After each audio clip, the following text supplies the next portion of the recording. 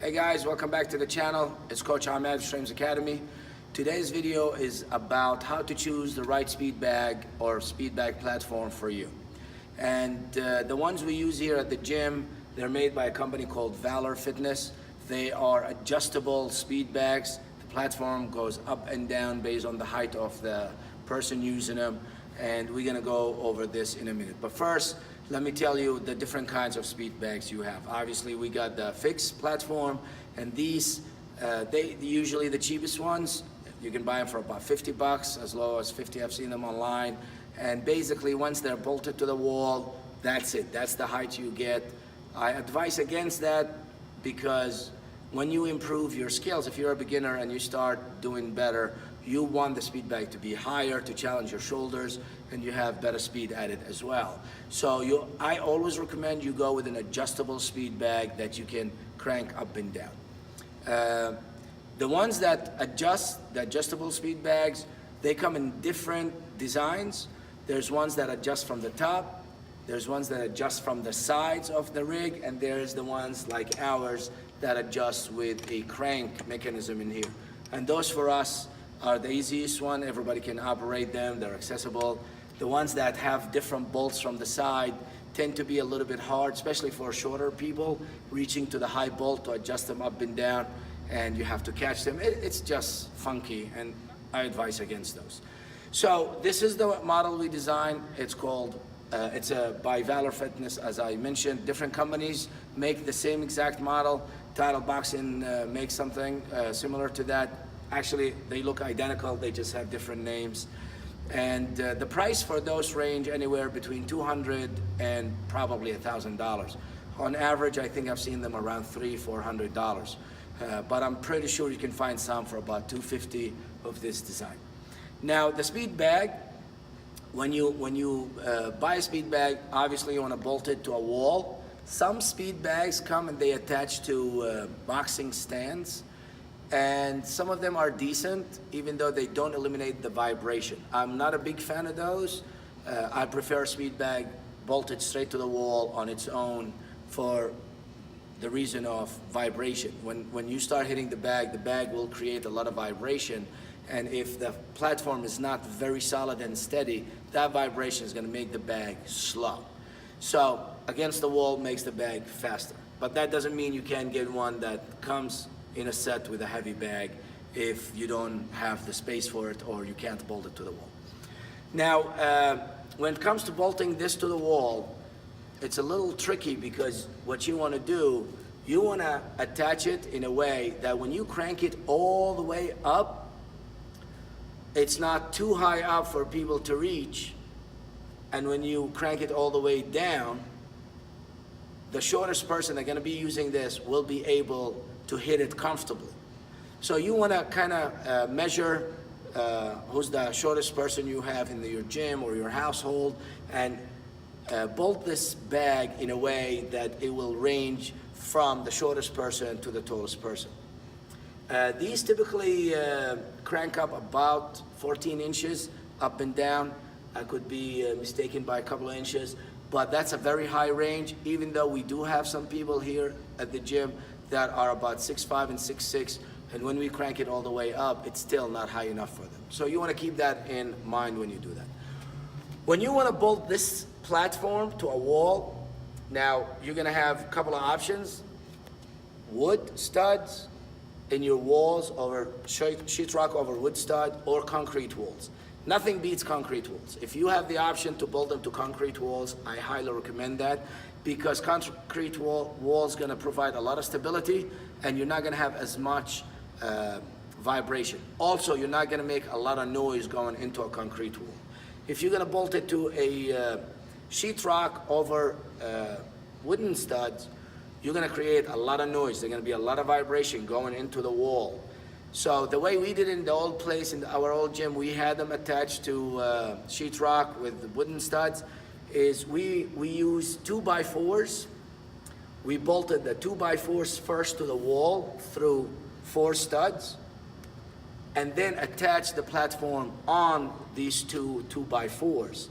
It provided more stability and it could handle all the weight. Also, with these rigs, if you look at the wooden platform here, this is a custom piece of wood. This does not come with, your typical speedbag platform. They usually come with maybe an inch thick or perhaps 2 inches thick with a Formica top or Formica cover for it. They're very good. They do the job. The reason why we have a thicker piece of wood is to eliminate vibration. The less vibration you have, the faster you'll be able to go on the bag. So when you get your speed bag, if you're handy, you can get a few pieces of these layers of wood, put them together, glue them, and press them for a couple of days, and then you'll be able to have a nice piece of wood for yourself as well. The heavier it is, obviously, the more weight is going to put on that platform, and if you don't have a sturdy wall, you might have problems. So keep that in mind. The second thing we add to this weight as well is a bag of sand on top. You can see it here. This is about 40 pounds of sand. And the reason for that is to eliminate even more vibration. It's almost impossible to eliminate all the vibrations, but it helps a lot. And this helps us to go really fast when you become very skilled hitting the speed bag. The last two pieces of the speed bag rig is going to be your swivel and your speed bag. Let's talk about the swivel first. This is a very important piece for going fast and have consistent directional movement of the bag.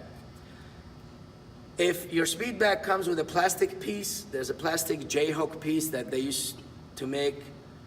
Take that piece out. Even when you order a speed bag, if you notice that on your speed bag, just order an aftermarket one or a separate swivel, because that plastic one is a piece of garbage and it's not gonna help you or develop your skills in any way.